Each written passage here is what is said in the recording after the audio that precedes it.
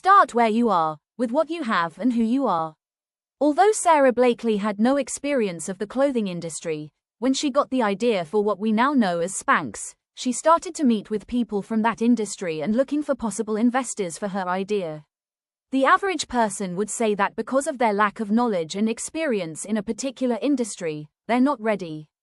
But Sara knew she had a great idea because she'd been testing it on herself with amazing results. She'd been cutting off the feet of her pantyhose and wearing the panty part underneath her clothes to smooth out her silhouette, and she knew that this was something that women wanted. It was something that a lot of women were already doing, but they didn't step out and make this a product that's accessible in the marketplace. The result, Spanx, was the catalyst for the shapewear that we now find in the marketplace. So in thinking in terms if you're ready or not, chances are you're not. Because there will always be knowledge and skills that you'll lack and need to acquire in order to start or move forward. Today, when you think about that idea that has been brewing in your mind of how you can leave your toxic workplace, and the thoughts of doubt and fear come, combat these thoughts by writing everything on a piece of paper so you can face your fears. Now ask yourself this question: if your child or best friend came to you with this issue, what advice would you give them to help them get out of that toxic workplace? Write down only 3 ideas to stop you from going down the rabbit hole of ideas. Next, choose just one idea, put the date next to it and get started working on it today. Give yourself at least 30 days working on your idea to see results. For example, you want to change jobs because your current workplace is toxic and you want to work in a healthier environment. But you have a few obstacles in front of you, like the fear of the unknown, or not knowing where or how to start looking for that better work environment. You tell yourself, I'll start looking when I'm not so stressed so I can focus fully on it, or I'll save up some money to buy a new course to learn a new skill that I can put on my CV that will increase my chances of finding another job, etc. A better conversation you can have with yourself is to say, instead of waiting to be less stressed or have enough money saved up for that course, I can update my CV and LinkedIn profile and then spend about 20 to 30 minutes a day researching companies that I want to work at and see what past and present employees say about the place. Write down your research because this will give you guidance which direction you need to go in. This small movement will get you started going in the direction you want instead of staying stuck in situation you don't want. So today, write down that one goal you want to accomplish, that you've been procrastinating about, and as step 1 write down that one doable thing that you can do today to get started on your goal and just do it. And when you've done it, celebrate your achievement with a small gesture like letting your best friend or biggest supporter, who knows about your work situation, know the action that you've taken. Immediately afterwards, write down your step 2 to hold yourself accountable to keep making progress. Make sure the action step is small enough to do but significant enough to affect progress towards reaching your goal. I recently had a client who was very stressed because she'd been looking for work but unfortunately, unsuccessfully. After our initial call, I asked her what small thing she can do immediately to get her started in the right direction. She mentioned a few things and we decided on just one: have a look at her CV and see if maybe that was the obstacle. It was. So we set a date for a couple of days later and deconstructed and reconstructed her CV based on what she wanted and what the marketplace wanted. Next step, she had to update her LinkedIn profile and upload her CV on her page.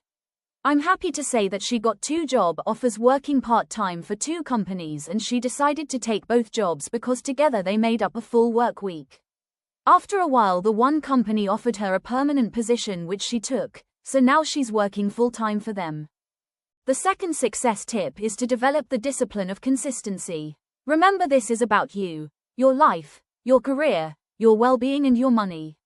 Yes, it's nice to have the support and cheerleading of others, but the sooner you realize that nobody can do for you what you must do for yourself, the sooner you will show up for yourself and be your biggest cheerleader. Once you decide this, you will take action more consistently in silence and only announce once you've completed your step and report on the results. You don't have to constantly tell everyone about what you're doing and sharing with them every step. Instead, you only share after you've completed your next step. As an example, I'm going to use the client I mentioned earlier. She realized that she was the only one responsible for her life, her career, her well-being and her money, and started moving in silence. Meaning while she was job hunting, someone told her about a free course, she applied and completed it. And while she was doing it, she heard about other free courses, so she made a list of the ones that she thought would add value to her career and she decided to work at completing all of them. The moving in silence part was that she only told me after she had completed the first course, that she'd already enrolled for the second course. She would only tell me after she'd completed each course and we'd add it to her CV. And even though she's now working full-time, she informed me that she intends to complete the list of courses to continue to work on her professional development. The final success tip is to invest in yourself before your career takes off.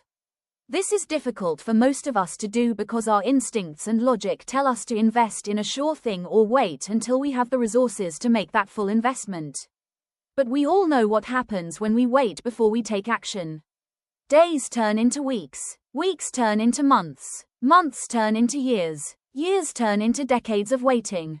The smart and better thing to do is to pay it forward. Invest on the front end before you see the results. Invest in yourself because you know it will always pay off in good results and that the goals that you have are achievable. You might not know how or when or have everything you need to achieve them yet, but you are committed enough to make that initial investment.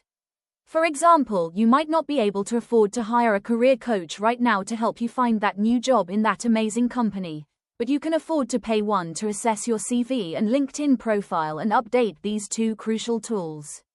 Or you can invest your time and reach out to someone that can help you in your next step and maybe get a good free resource.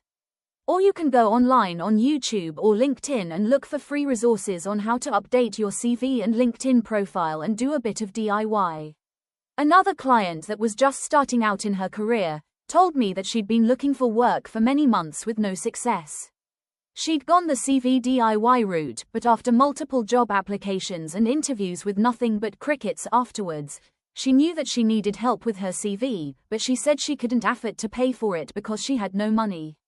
During our initial call, we worked out a payment plan for me to update her CV and later write her LinkedIn profile. She found a way to get the money and paid the deposit, and I started working on her CV. Armed with her updated CV, she started to get more interview invitations, but after 3 unsuccessful interviews, she was beginning to feel despondent and she reached out to me again. During our conversation, we zeroed in on the problem, her lack of interview skills. So even though her CV was getting her through the interview door, her lack of interview skills stopped her from getting the job. Again, she could not afford for me to coach her on interview skills and host mock interviews with her, but the call allowed her to identify the real problem which she could now accurately work on. And bonus, I could share with her my interview blueprint which I'd been working on. Her next interview was in a couple of days and she worked through the workbook before her interview.